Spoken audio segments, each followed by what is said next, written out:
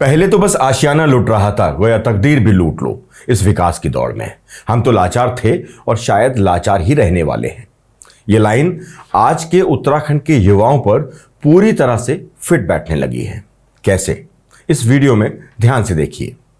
उत्तराखंड के लोगों से जब भी यहाँ के विकास और सरकार के कामों पर बात होती है तो ज्यादातर लोग मानते हैं कि किसी भी सरकार के पास इस प्रदेश के लिए यानी उत्तराखंड के लिए कोई रोड मैप नहीं है, कोई प्लान नहीं है।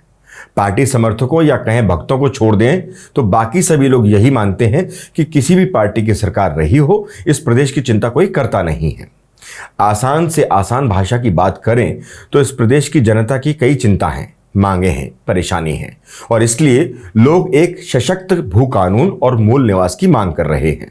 लेकिन सरकार इसको लागू करने से कतरा रही है क्योंकि इसके लागू होने से राजनीतिक दलों को भी मुनाफा मिलना बंद हो जाएगा, ऐसा अंदेशा जताया जाता है। मूल निवास को लेकर भी इस प्रदेश के लोगों की यही शिकायत है क्योंकि इसको लेकर कोई ठोस कानून है नहीं। यही कारण है कि बाहर से आकर लोग यहां सरकारी नौकरियां पा रहे हैं जिन पर हकीकत में यहां के युवाओं का हक है। नतीजा सबके सामने है। कई पदों पर बाहरी राज्यों के युवा कार्यरत हैं जबकि इस प्रदेश के युवा बेरोजगार होकर सड़कों पर आंदोलन करने को मजबूर हैं। बाकी बची हुई नौकरियां मिलीभगत और नेताओं के करीबियों को मिल जाती हैं। आम युवा बस उम्मीद के सहारे रह जाते हैं, ये सोचकर कि अगला नंबर शायद उनका आ जाए। उत्तराखंड के भर्ती घोटाले को तो प्रदेश ही नहीं, इस देश के सभी राज्यों के लोग जानते हैं। ये एकमात्र ऐसा फील्ड है जिसमें उत्तराखंड ने खूब ख्याति देश भर में कमाई है। युवाओं का एक जबरदस्त आंदोलन भी इस प्रदेश ने देखा है। उन्हीं युवाओं द्वारा चुनावों में सीधे सरकार को चुनौती देते हुए भी इस प्रदेश ने देखा है। इन्हीं युवाओं के आंदोलन की बदौलत 100 से ज्यादा नकल माफियाओं को जेल जाते हुए भी इस उत्तराखंड के लोगों ने देखा है। युवाओं के आंदोलन का नतीजा था कि सरकार को एक नकल विरोधी कानून भी बनाना पड़ा। युवाओं की आवाज का ही नतीजा था कि कई रुकी हुई भर्तियां सरकार को करवानी पड़ी।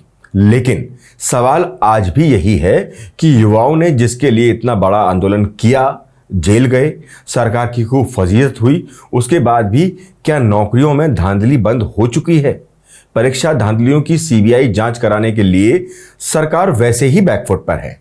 सिर्फ एक नकल विरोधी कानून लाने से क्या इस खेल पर कोई फर्क पड़ने वाला है?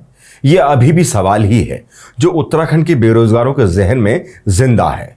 ये सब हम आपको सिर्फ इसलिए बता रहे हैं क्योंकि जिस मुद्दे पर हम आगे वीडियो में बात करने जा रहे हैं वो इस प्रदेश के उन बेरोजगार युवाओं और दिन रात एक करके अपने बच्चों के भविष्य का सपना देखने वाले उन लाखों परिवारों से है जिनके सपने गलत नीतियों और गलत मंशा की भेंट चढ़ रहे हैं। उत्तराखंड के मूल या स्थायी निवासी उत्तर प्रदेश से डीएलएड नहीं कर सकते।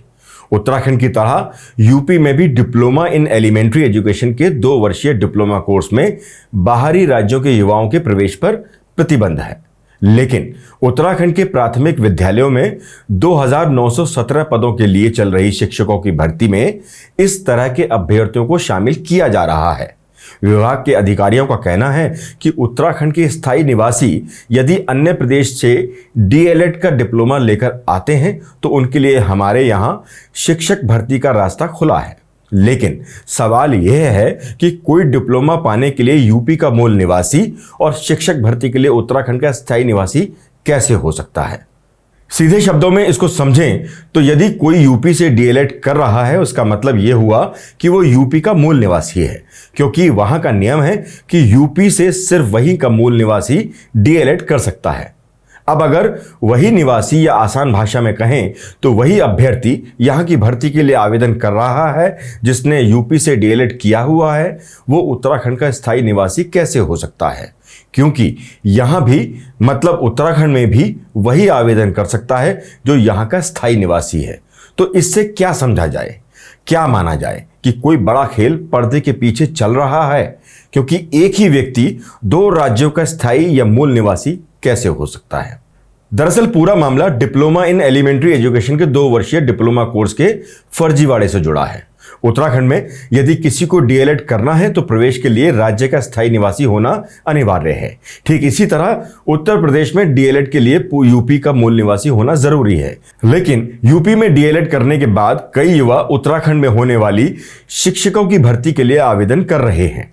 तो क्या यह कोई खेल है जो इस स्थायी और मूल निवास के फेर में चल रहा है? माना जा रहा है कि एक बार इस प्रदेश के युवाओं के भविष्य से खिलवाड़ करने की तैयारी फिर से चल रही है। शायद एक महत्वपूर्ण कारण यह भी है कि उत्तराखंड के लोग भू कानून के साथ साथ मूल निवास की मांग कर रहे हैं, क्योंकि अगर यह कानून बनता है तो काफी हद तक उत्तराखंड के लोगों के हक पर डाका पड़ने से बचाया जा सकता है।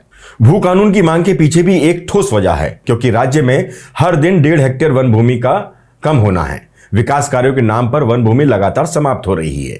जल जंगल जमीन पर खुद का अधिकार मानने वाले उत्तराखंड के लोग धीरे धीरे इन सभी से हाथ धोते जा रहे हैं। नदियों पर बड़े बड़े डैम और रिजॉर्ट बनकर तैयार हो रहे हैं। कुल मिलाकर उत्तराखंड में न युवाओं का भविष्य सुरक्षित हो पा रहा है और न यहाँ के प्राकृतिक संसाधन।